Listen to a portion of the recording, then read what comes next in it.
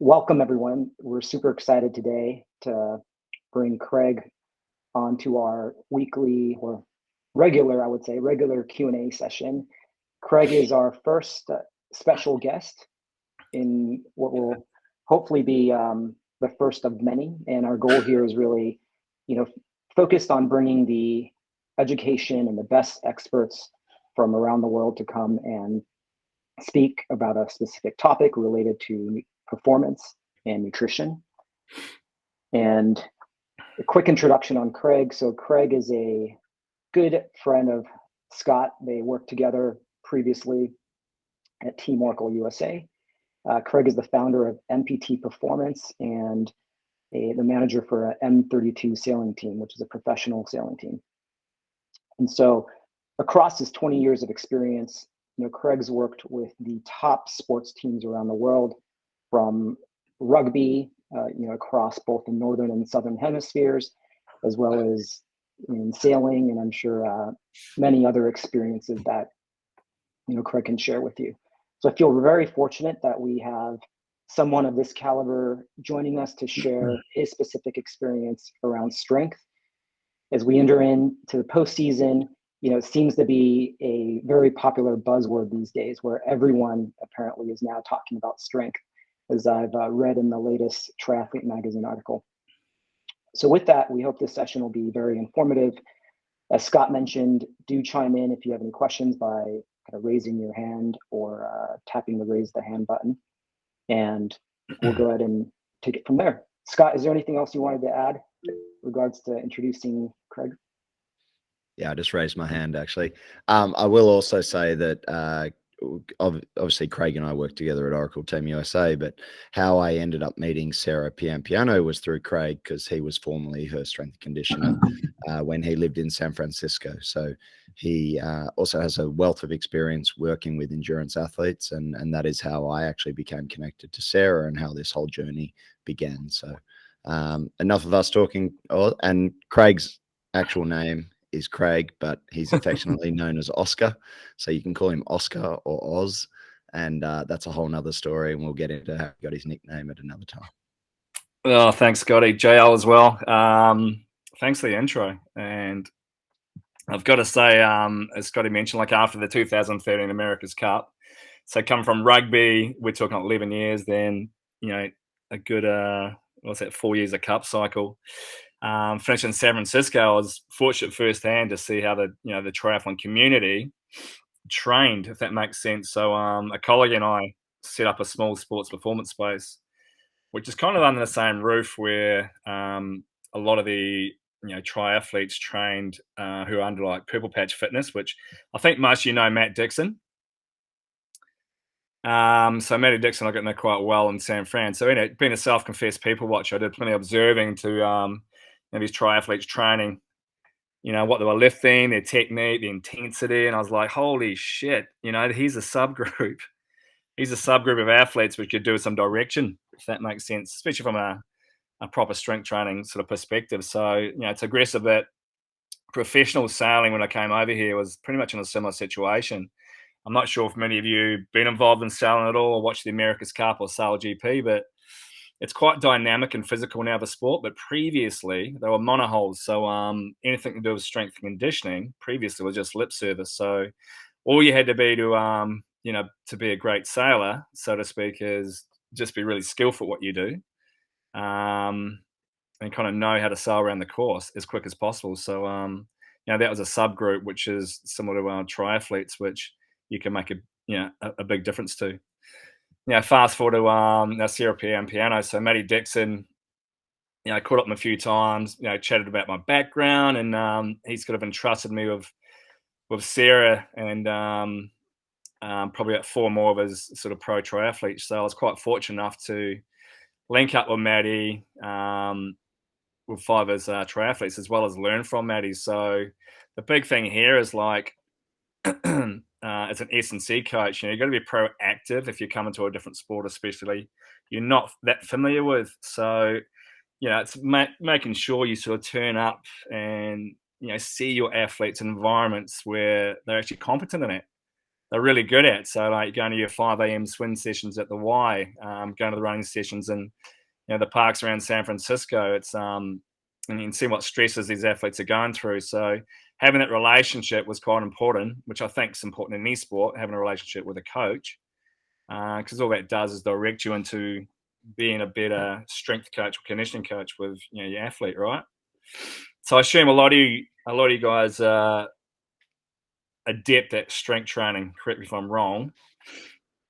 Well, I think Oz, a lot of them, just as you know, I think strength training should be done in a certain manner, and that's what I know you're going to talk about today. But I think a lot of people tend to not do strength as we know strength as working with professional athletes. And I think, to your point, what you observed in San Francisco was that the intensity and I guess the intensity of the lifting wasn't always there.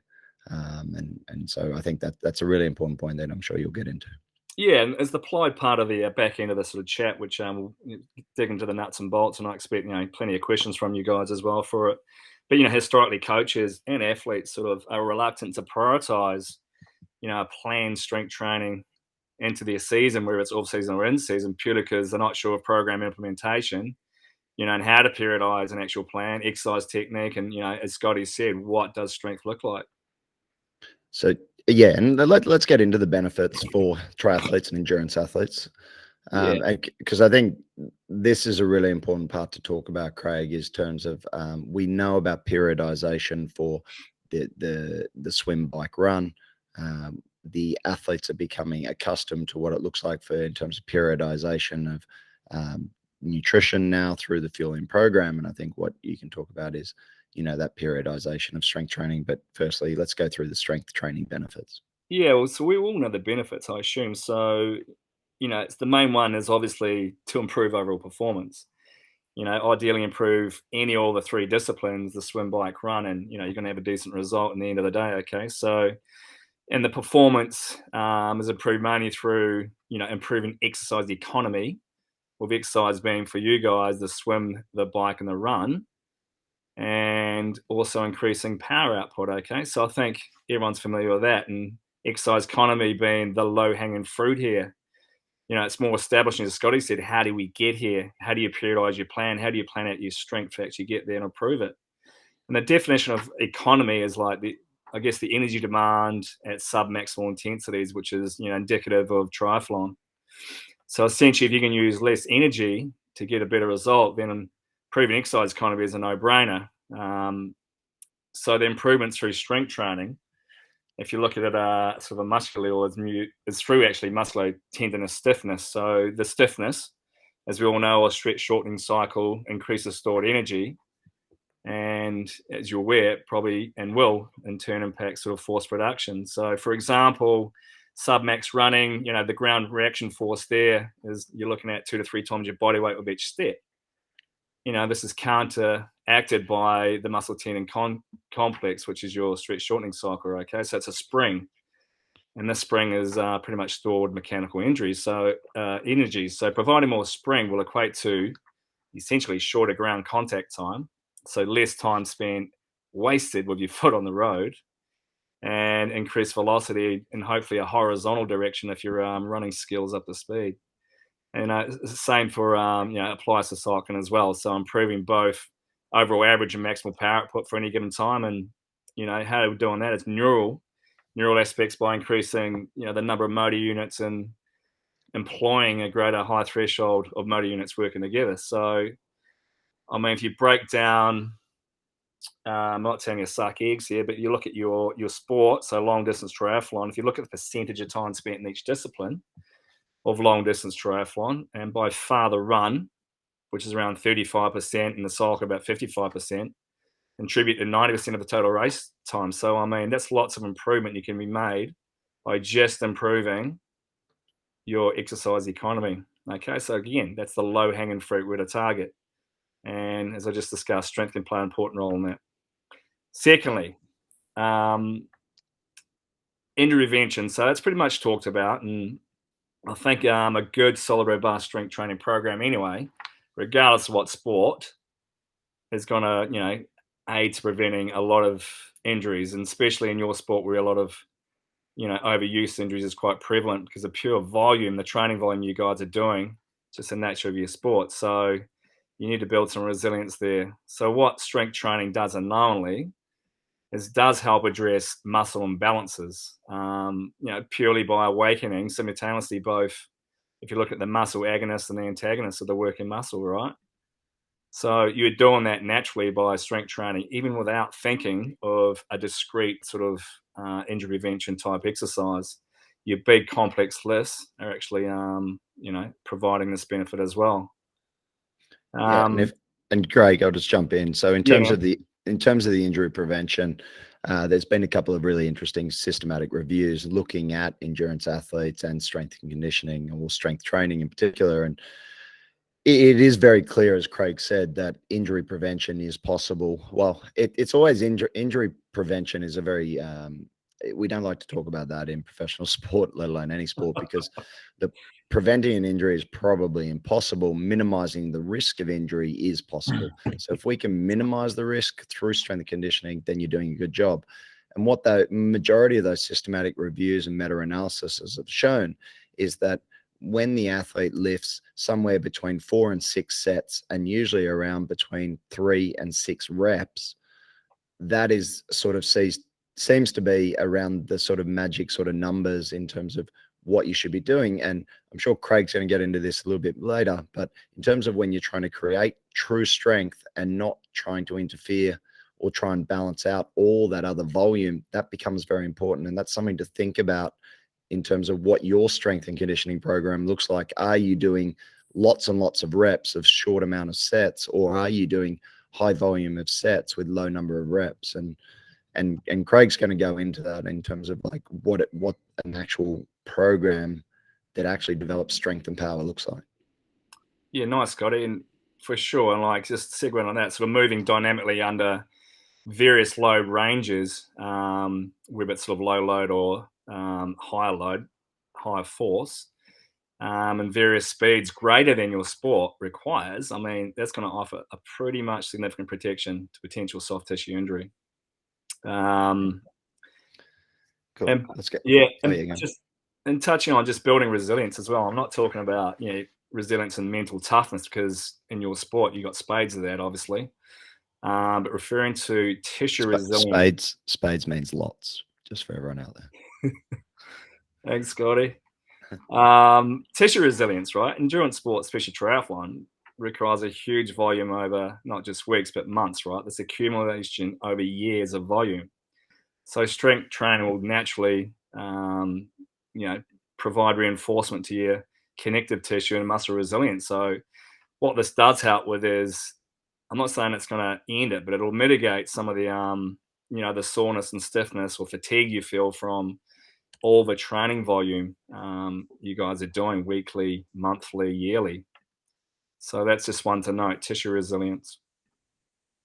Hey, quick question on that point, and just I read this tweet recently. There was a debate on whether lifting super heavy weights could affect like your knees.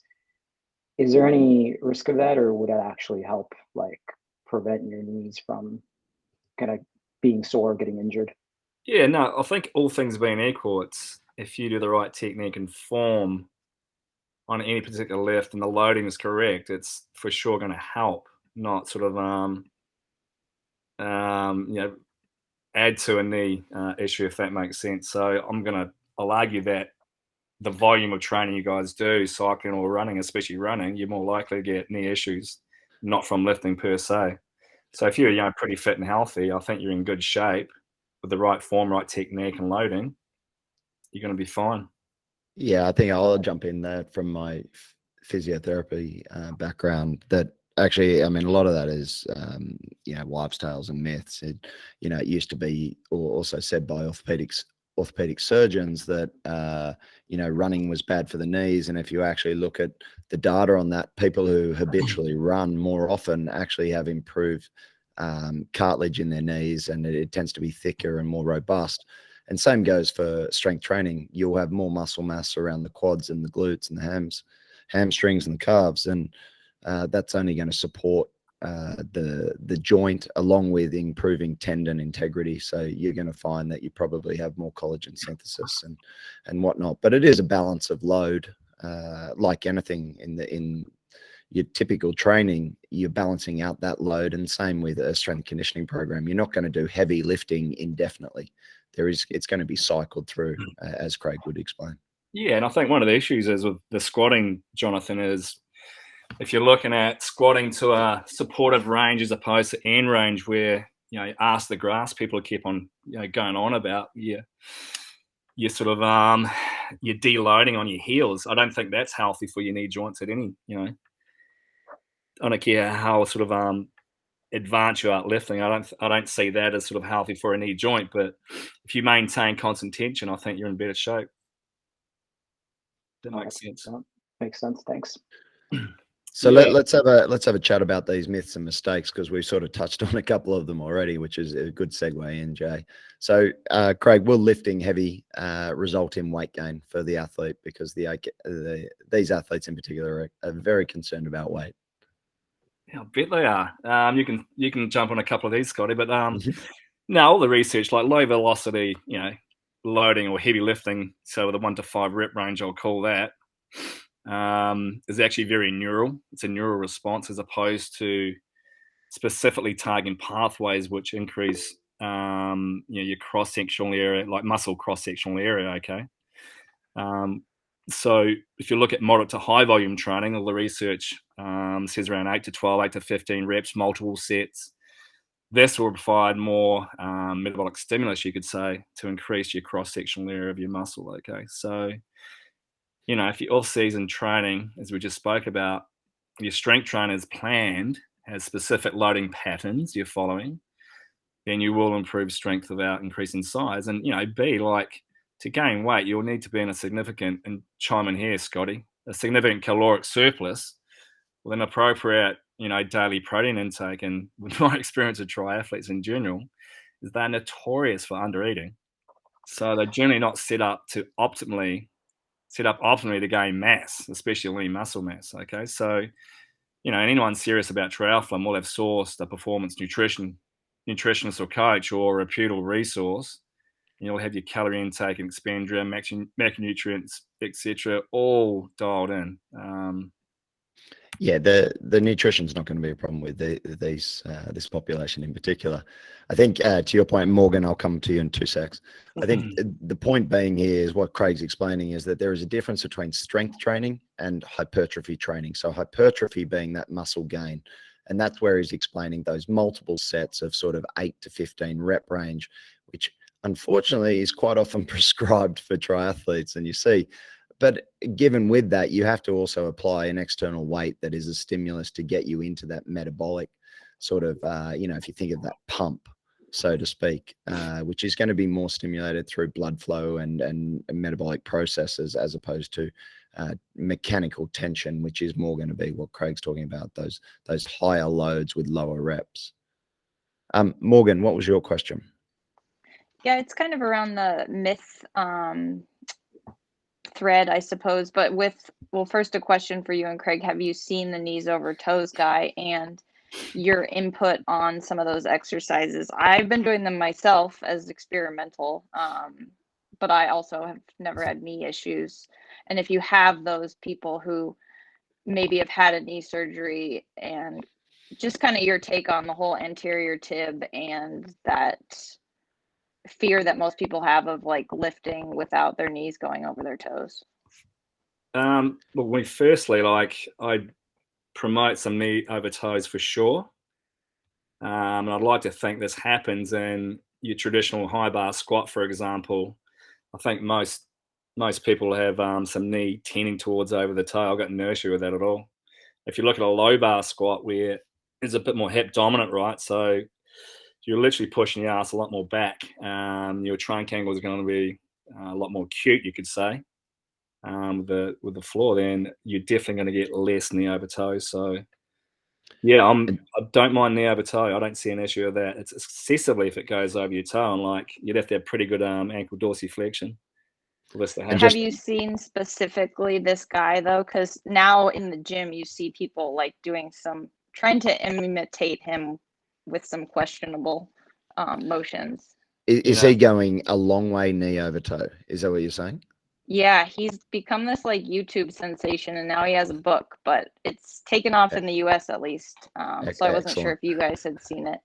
It's nothing like following someone on Instagram just because they've got. I think I have seen some of his stuff, and I think he was talking a lot about ankle dorsiflexion last time I looked at.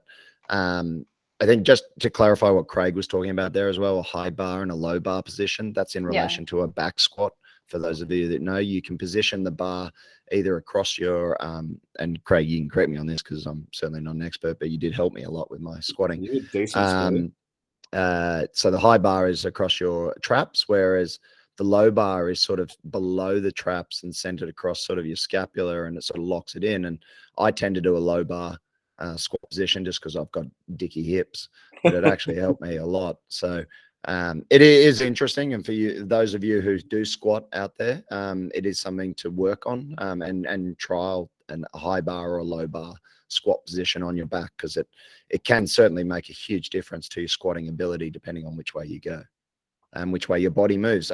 And Morgan, like, again, putting on my physio hat, like, the problem with everyone following one thing, as you know, like, I don't believe, and Elizabeth and Jonathan don't believe in one diet makes you a superhuman.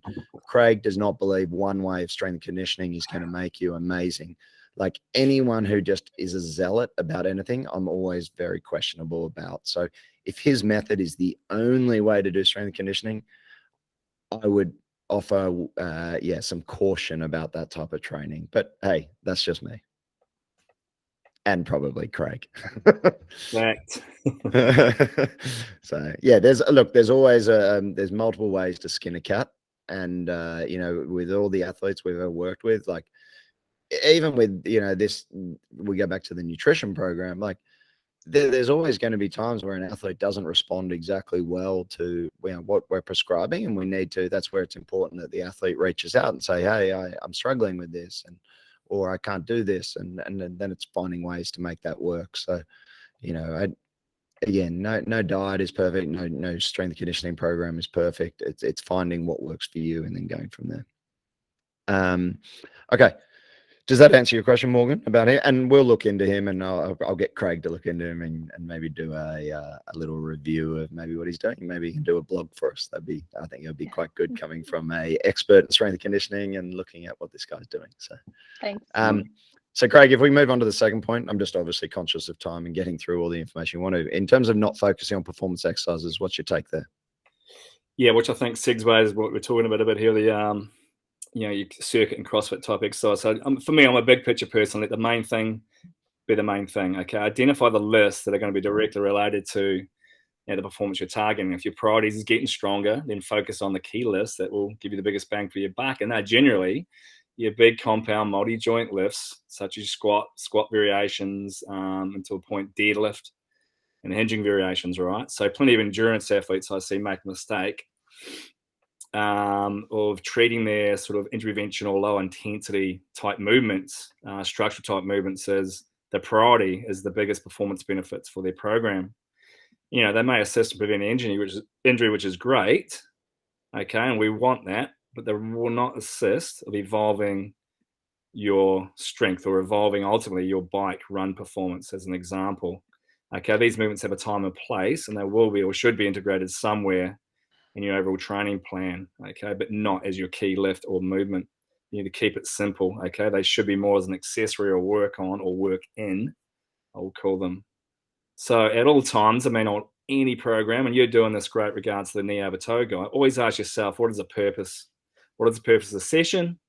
What is the purpose of this lift? Is this going to provide me with the optimal pathway to performance goals I'm wanting, okay?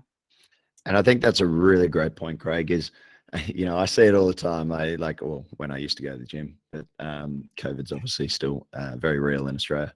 But you go to the gym and you see these people doing these pretty interesting exercises and sort of drills. And I can see the value in a lot of them. But when it takes up sort of 45 minutes of the 60 minutes, and then they may go and do one thing that may actually have a performance benefit, it's sort of thinking, okay, well, what are they going in there for? Are they going in there to stand on one foot on a balance trainer and work on their core stability? Or are they actually trying to improve their leg strength? And so I think to Craig's point, like, think about what it is you're trying to achieve. If your legs are not strong on the bike, then you need to get your legs stronger. And the only way you get your legs stronger is by lifting pretty heavy stuff. And that's just the way it works. For sure. And it's all context, right? So these people could be doing Correct. those, you know, movements for a reason, like regular circuit training, sure. circuit-based classes, CrossFit. You know, may feel like you're getting a bloody great workout, and sure you are, but are you getting stronger? Question mark. So back to Scotty's, like, you got to focus on loading patterns, just sets, reps, you know, which should pretty much have a decade of robust research and shown to increase strength. And they're generally like multiple sets, 4 to 5 sets, and you're basing around 5 to 3 reps. As boring as it is, it bloody works. So unfortunately, you are going to have to lift heavy, you know, 80 to 95% of your 1RM to get the stimulus and adaptation, you know, we're after to get strong. So again, let the main thing be the main thing. As Scotty said, you know, don't, you know, your single leg boastful balance with a, you know, dumbbell overhead press ain't going to cut it. You know, so your mindset with strength training should be no different to your mindset for triathlon. Okay. Yep. And then let's go on to the third point, Craig, loss of mobility. And maybe like a good, always people talk about flexibility versus mobility. And I don't know if you have definitions on those. I certainly have my thoughts around mobility versus flexibility. And, you know, in terms of strength training, does it result in loss of mobility? No, because what I'm looking at mobility is like dynamic and potentially under load, if that makes sense. So I think you look at it this way, regardless if what part of the season you're in, you'll only lose mobility if you do not have a robust sort of flexibility, mobility, or bodywork program integrated into your, you know, overall recovery and performance plan, regardless if you're in season or, you know, off season. Okay, so that should be in stat, and like, if that makes sense. So, you know, I'd say spending 3 hours on a weekend group ride or intense hill repeats, you know, whatever the recovery principles should be the same, or modality should be, you know, pretty similar. You need to like do mobility and flexibility and recover appropriately, whatever modality you're going to use. You're just applying the same principle to strength training. So, and I think with strength and condition, with strength training as well, I find if you are, you know, for me, as Craig said, is mobility is moving through a range of motion whilst under load. Now that load can be your body weight initially, and then you can apply an external load, but not everyone will have full mobility either, depending on your age, depending on your body makeup, your genetics, depending on previous injuries. So you may only be able to move through what is your range of motion under load. So if that is a squat, for instance, as Craig said, putting your bum to the floor every time, which could compromise your lumbar, you know, going from lumbar extension into lumbar flexion whilst under load is not going to be good for you. So depending on your hip mobility, if you've got a cam type deformity, if you've had a labral tear, anything like that, you're not going to get all the way down to the ground. And that's okay. It doesn't necessarily matter. It's working within your full range of mobility. And that mobility, as I said, can change, but sometimes it doesn't. So don't be too upset if, and you know, again, this knee, what is he? Toes over knees or knees over toes guy? What is he, Morgan? Knees over toes? Knees over. Yeah, the knees over toes guy. Knees over toes guy. Like, yeah, he's probably got fantastic mobility. It's like that Pilates instructor or yoga instructor that says, come on, do this. And you're like looking at it going, I can't do that. And that's all right. Like, you work within what you've got and then you go from there. So anyway, let's keep moving on. Yeah, big picture.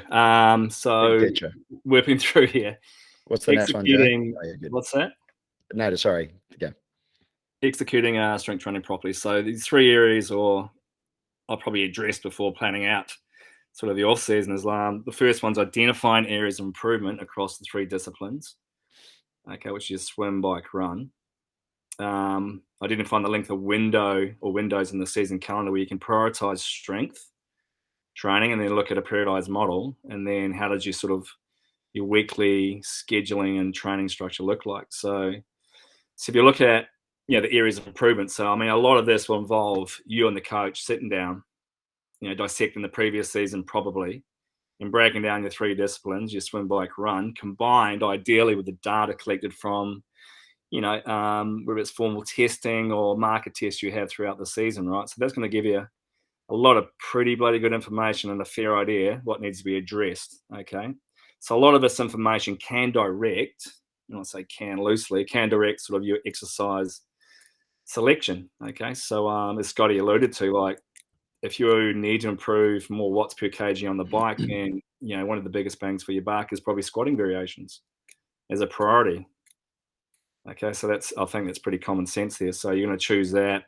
If that's your biggest point of difference you're going to make for the season, is one of your key lifts going through, or a key lift, a theme going through your off season.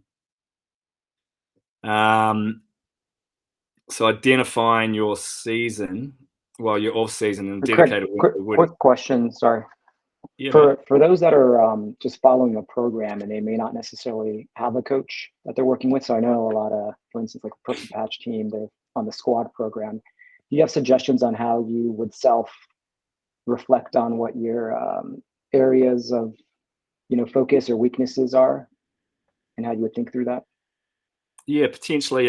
So if you've done obviously triathlons and events in the season, then if you're not improving in one of those facets over that course of time, then obviously that sort of highlights, if that makes sense, or not making significant improvements.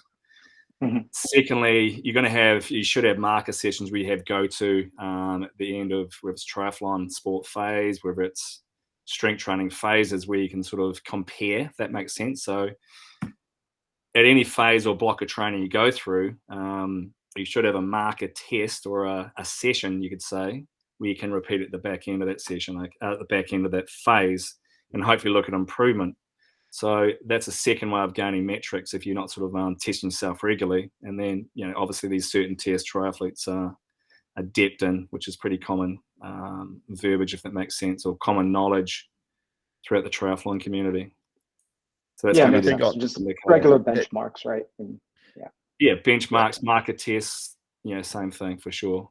And let's talk specifics there, Craig, because I think that's really important for everyone. Is like, I talk about baselining. So we obviously in nutrition, we're baselining with DEXAs, potentially an RMR or a metabolic cart, looking at weight. They're probably, from a nutrition standpoint, there are some questionnaires we can look at, things like that. But, from a strength conditioning standpoint, in terms of leg strength, what would we recommend? What would you recommend as sort of the testing? I know we've talked about, like, do you do 1 rep max testing, or do you do 3 rep max testing? What would be your recommendation for that? Yeah, no, good. I'm a big proponent of so lower bodies. It's a lot more energy to do a squat, for example, and that's probably one of my go-to tests. It's pretty simple to administer.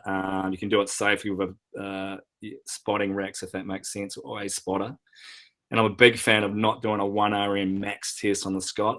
I prefer to 3 to 5. It's just a tad safer, if that makes sense. It gives you a bit more room to potentially fail. And when I mean fail, it's like you're going to drop down, not come back up, but you'll have safety arms where that bar sits, okay? So you got to think of that. Whereas if I'm looking at, a bit of a different beast, as long as you've got someone spotting you. Sorry, we just lost you for a sec, Craig. We just lost you for a sec. What did you say? Upper body or finishing with a squat? Upper body. Upper body. You can go towards 1 RM quite safely, I feel. So if you're doing a pulling movement, obviously the big one there, you can do a prone pull, or the most common one is a pull-up. Again, 1 RM to 3 RM is what I'd be looking at. Load some weight on, progress your warm-up appropriately. And bench is pretty similar as well. Just make sure on the bench for upper body push strength, you've got someone spotting you. Yeah, and if someone didn't feel comfortable doing a back squat for a strength test, what other leg strength testing could you do? Would you recommend something like a leg press? Could they do that? Absolutely, leg press. Again, you're going to have to load a bit of load on. Even a front squat, if you're quite proficient in front squatting, it's a lot easier to fail on a front squat. You just drop the bar in front of you, right? Than a back squat. So from a safety standpoint, crack on with that. as long as you're repeating that lift down the track, okay? So you don't want to do a front squat for your first test and a back squat. So compare apples with apples, I guess. Yeah. And would you, I mean, for a lot of the athletes out there, they're doing FTPs and they're doing, various bike assessments. Would you recommend that, at the point in time when they're doing that bike assessment, they might, a day or two, either before or after, do look at doing some concurrent strength testing at the same time? So they're testing sort of their aerobic, their anaerobic capacity, their strength capacity, all in sort of a block of a week, perhaps, like we would have done with professional athletes. Would you recommend that for an amateur / weekend warrior, triathlete, non-professional, even professional athlete?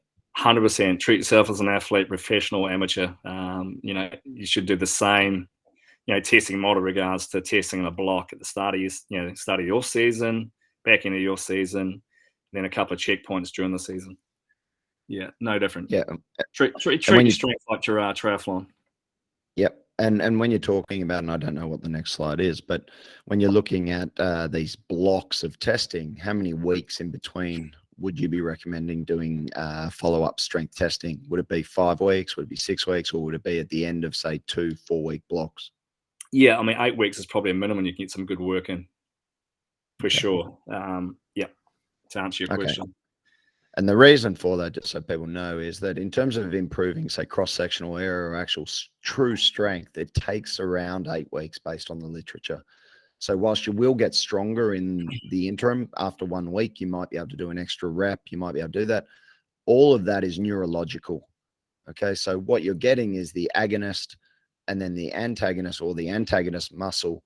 There's a reduction in the amount of input that it goes into doing an exercise. So if you think of something like bench press, for instance, the chest muscles and the anterior shoulder muscles start to work a little bit more efficiently.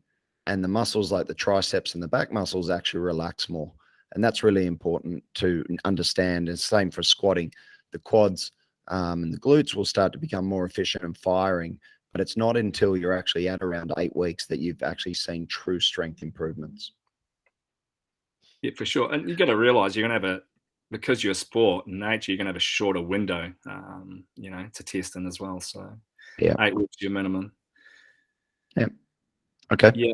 Again, the window, you're going to need to identify, the window where strength will prioritize. So again, when I say prioritized, that's the trade-off, right? So, it's a conversation with your coach, if you got one, or with you in your head, is saying, okay, there's going to be certain sessions or, certain sessions going to target more than other sessions where, we need to factor it in. And in season, it's like there's going to be certain blocks of longer time between races where you go, hey, I'm going to do, some more strength training here, just sort of allocate a bit more emphasis on lower reps, higher load, okay, on certain key lifts. So I think that's quite important. But the big one is have a look at your, your yearly window and just pick out blocks in a head, not just your off season, but blocks during the season, where you can target these short blocks of strength. Because once you've built the strength, once you've built the base up, it's very easy to tap back into.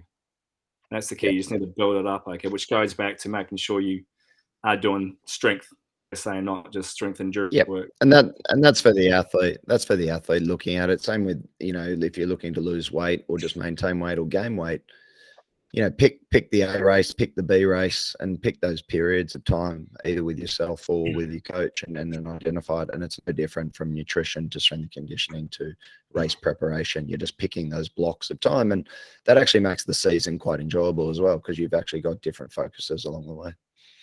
For sure. I'll work through the next part because I see the timing. It's okay. Yeah. So when I say periodize, okay, so we need to block out what is your season look at, what are the phases, and you're probably all familiar with a lot of these, and this is probably a linear periodization model where you have essentially 3 or 4 phases: a preparation phase, a general strength and specific strength phase, and then potentially a strength speed or power phase. A lot of you will call it, okay. And a lot of considerations here revolve around, what is your, previous lifting or training age and your competency of lifting. You know what I mean? Because if you're low, if you don't have much sort of training or lifting age or volume previously, if it's only a year or two, then you may want a longer preparation phase. Okay, so the preparation phase is what it is. it's setting you up to lift heavy, not strength endurance, but lift heavy at the start of your general strength or your, those strength phases, okay, which could be 4 to 8 weeks, ideally 8 weeks. So that's quite important to remember that one there. So my preparation phase, general rule of thumb, I'll keep it short, a couple of weeks, and these will be pretty much, higher reps. It'll be movements preparing you for what are the key lifts and movements are in your next phase, your strength phase. And that's a key thing to remember. Any phase you're in, you've got to think ahead to the next phase. What am I doing in that phase? So there's certain movements and skill you need to sort of integrate, and it's not key list, but certain skill you need to integrate into that phase, so it sets you up for the following phase a bit better, so you're not just going in cold turkey.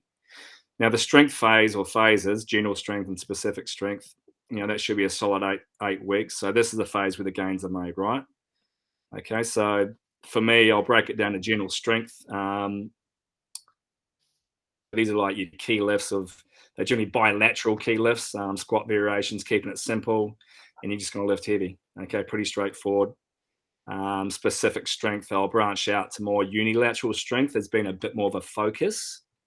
Okay, so these will be a couple of favorites here: Bulgarian split squats, dumbbell, barbell, racked up on your back, low box step ups, for example. Don't be afraid to push a load there. And why unilateral am I looking at? Well, my experience is most endurance sport athletes, have a larger delta in strength between the left and right sides. And this is what I've seen over in most sports, but especially endurance sports. So we need to bridge that gap as quick as possible. And you've got a short amount of time. Yep. Okay. And then the last phase, I just want to touch on this, so the strength speed, strength speed or power phase. That's, you've got to realize your sport it's not an explosive sport. It's all sub-maximal movements, right? I mean, you need to have a rate of force development. I get it, to kick out of the bike and kick in the run. But generally speaking, it's not a pure power sport. So I tend to spend less time in this phase, okay, and making sure the guts of the strength phase is where all the magic happens. Okay, so I do see a lot of triathletes spend too long in the strength speed phase because I think it's going to translate more to their sport. And 4 weeks, I think, is too long. And secondly, a lot of triathletes aren't proficient in Olympic lifting, and they do a lot of this. So that's another sort of a common mistake. I think you can get rate of force development and power development out of doing variations of squats, banded jump squats, loaded explosive squats, okay? Make it concurrent, okay? So superset that with plyometric movement. So there's many ways to skin a cat there. So I don't think you'd be wasting your time doing Olympic lifts if you're not proficient at it. I think you should learn the skill. I think it's great for any athlete. And you can do this over a period of time. You can do it as part of a warm-up, the back end of your warm-up to strength sessions. Don't be afraid to do that and keep working on it. But you just got to be realistic with yourself, where you're at from a Olympic lifting standpoint. Is this going to do it for me? Is there a better lift out there or a better movement I can do, which will get, bigger bang for my buck? So, Craig, when you were saying that, you're saying that the strength power phase, most athletes are spending, too long, as in 4 weeks on that, as opposed to just maybe doing 2 weeks and then integrating some of those techniques or techers, as we used to call them, into the back end of or the front end of those training sessions with a focus more on actually what they're trying to achieve. Yeah, and here, I'll let you know. So strength speed is how I term that phase, and I have elements of, strength within the power development. Okay, so I use. So what exercises? Just to clarify again for everyone out there, what those strength speed or strength power exercises are. You mentioned power clean. So I'll generally, for most of my athletes, I'll use squatting type movements. So I find you'll get more bang for your buck out of banded heavy concentric jump squats, for example, especially if you want to improve your cycling, and you're going to superset that with a bodyweight plyometric movement. Heavy squats, for example, as well. 1 RM. 2 reps of about 90-85% 1 RM, straight into, if you're quite proficient, straight into a single leg box jump. Okay, so some bit more experience will cope with that. So it's a bit of contrast training there, but I think using bands and chains, sort of toys like that, if you're looking at trying to get that end range hip extension and power out there, it works the extension through the whole sort of movement of the squat, for example, which we were trying to that's more translatable for me than sort of playing around with power cleans or various Olympic movements if you're not sort of proficient in it, if that makes sense. Yeah. So and Kai, I see your hand. I'll just come to you in 2 seconds. So Craig, what I'm hearing, and just to clarify, what you're saying is too many athletes spend too much time on things like power cleans, snatches, all those very technical Olympic lifts. They don't necessarily do them very well, spend maybe potentially too much time on them, and therefore don't get a lot out of them. Is that what you're saying? Correct. Not from a strength Okay, power good. perspective. Okay, Good. good. Force development. Cool. Okay, and you can potentially get that power development from doing actually much easier exercises where the athlete could actually execute them without the technicality of actually, the technical aspect of an Olympic lift, such as a power clean. Yeah, and if you look at specificity, yeah, absolutely. Yeah. So if you look at cycling, it's a bit more relevant. If you're looking at, just come off 8 weeks of probably doing a lot of squatting, it's even more relevant, right? So yeah, no, that's great. Kai. So food for thought there. Yep. Something I think would be useful to clarify is when you're saying with the bands, you're not saying around the legs, you're saying from the ground banded with accommodating resistance, which is correct. my favorite way to lift. Oh, my friend. Just clarify that, Guy, just so everyone, so they can understand how you're picturing, or so they can picture what you're talking about there. So the concentric phase, the phase of using the muscle, if you want to think of it that way, where the bands are. They are providing resistance against you through the movement, not like around your knees during jump squats. I'm pressing the band away from the ground in a squat. The band is like around my feet or the bottom. Yeah. It's on the floor attached to the barbell. Okay. Yep. And it can also be over your shoulders as well. So there are ways you can do those as well. Craig, just give a description of how you would set the athlete up with the bands. So my ideal is you need, as Kai said, you need an anchor point, so it's coming down from the barbell in a sort of inside of where the weight's sort of placed on the barbell, but it's got to be anchored to a point on the floor. And generally speaking, if you haven't got sort of anchor points in a squat rack, for bands specifically, you can use heavy dumbbells and sort of loop the band through there. That's a pretty simple way. Yeah, I've been doing that at home training with bands wrapped around dumbbells and kettlebells, and it works pretty well. It gives a good concentric, and also you can do it reverse and do some pretty impressive eccentric work as well. There we go. And just actually, well, before I know we've only got a few minutes left, but just on that, in terms of do you have any points of discussion about eccentric training for endurance athletes and what you should say that. Yeah. And I'm a big fan of eccentric training, but for those who are a bit more experienced, so I do in the unilateral or the specific strength phase, the more experienced triathletes, I do have eccentric loading coming in. So I use is a leg press. It's pretty safe. So you're looking at a single leg low with a double leg up reset. Okay, so I think that's pretty straightforward. If you want a barbell on your back, pretty simple. Single leg lower to a box, reset double legs, and squat up. And I've got a triathlete who specifically focused on improving the cycle. So we do some eccentric hamstring work, and a similar one is, I'm not big into isolation movements, but what works for him is on a prone leg curl machine, which specifically targets the hamstrings. If you use a single leg lower and a double leg up explosively, he feels like he gets a lot from that. So who am I to argue?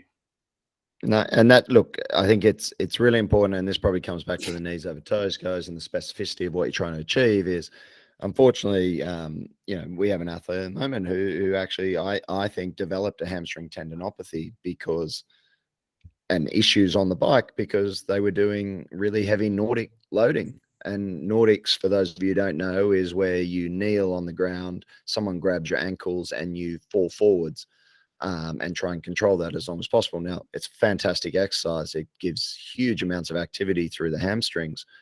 Yet, if it's applied at a time when your training volume is extremely high and you're doing heavy tendon loading, you're probably going to end up with a recipe of disaster. And in that person's case, they end up with an insertional hamstring tendinopathy, so high up under the glute, because I think it's just too much load, and that was provided by someone for that person specifically to improve their strength, yet the time at which it was applied probably wasn't appropriate. So eccentric training in the off season, after a period of good quality lead up to that and then working towards those heavy eccentric lifts, it's a great time to do it, but just be aware that it may not be the best thing to do in season.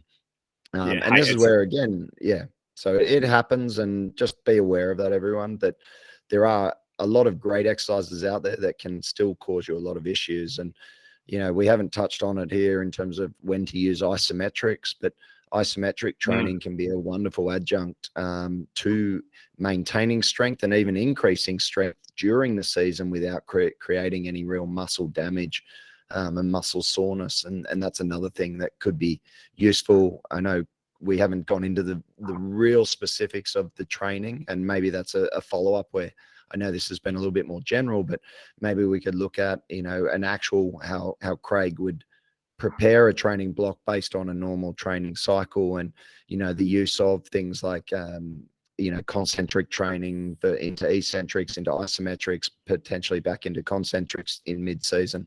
That could be something that we look at. Oh yeah, I'd like that. Yeah. I use all three, Scotty, as you know. Yep. David, you had a question?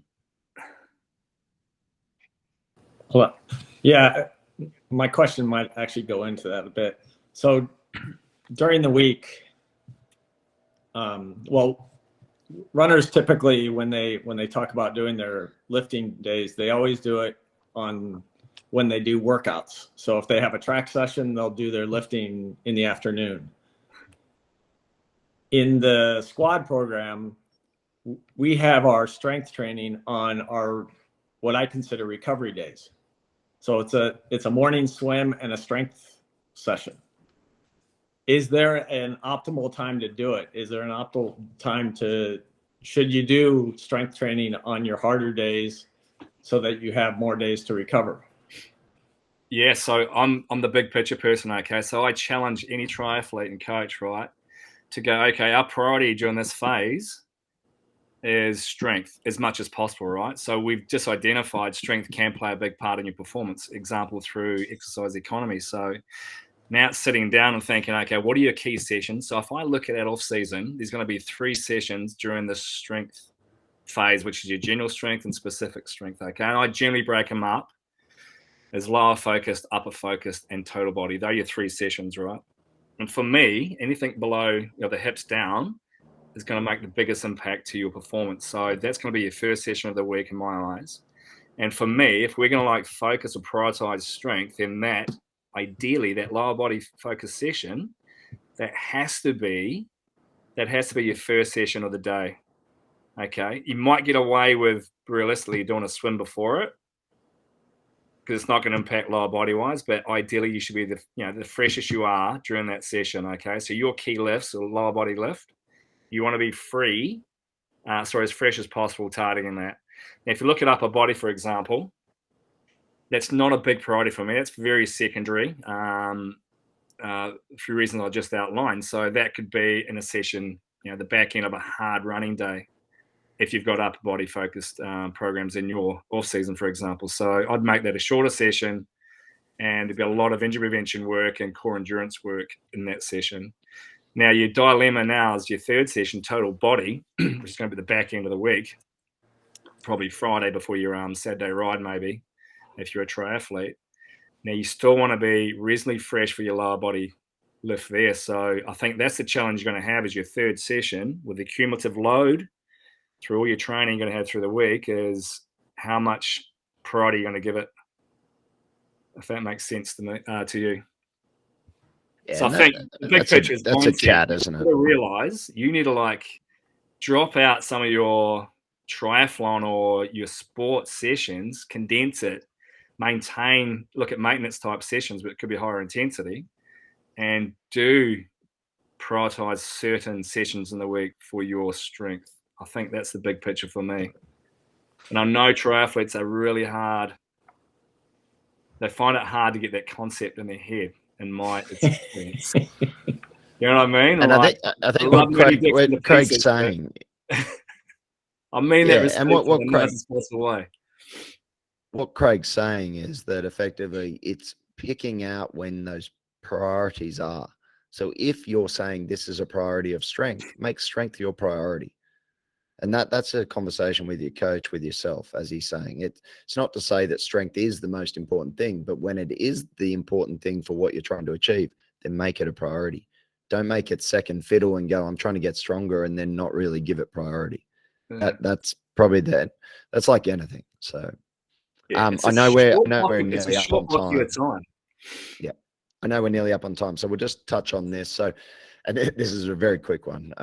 So obviously, most of you are probably simply amazed at how much protein that we tend to recommend at Fuel In.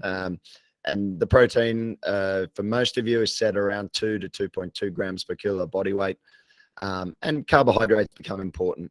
So in terms of glycogen resynthesis and replenishment, a combination of protein and carbohydrates at the same time has been shown to do that. It's got nothing to do with necessarily maximum muscle growth. It's more to do with glycogen resynthesis. So that's important. But in terms of improving muscle protein synthesis, total protein intake is going to have the biggest impact on that. Now, do you have to slam down a protein shake immediately after finishing a strength session? No, you don't. You probably ideally want to consume some protein, whether it's in whole food form or in liquid form in a shake, within roughly 60 minutes, but you probably really realistically have a 2-hour window where you're not really going to be causing too much issues. Total protein intake across the day is going to be really, really important. So for a lot of you trying to hit that number that we're giving you, and I know for the heavier athletes, some of you have been saying that it's really hard to hit 200 grams or 220 grams of protein. Look, if you're getting anywhere near that 200 mark, you're doing yourself a service. Obviously, if you're not taking in that total amount of protein, you're dropping your calories slightly.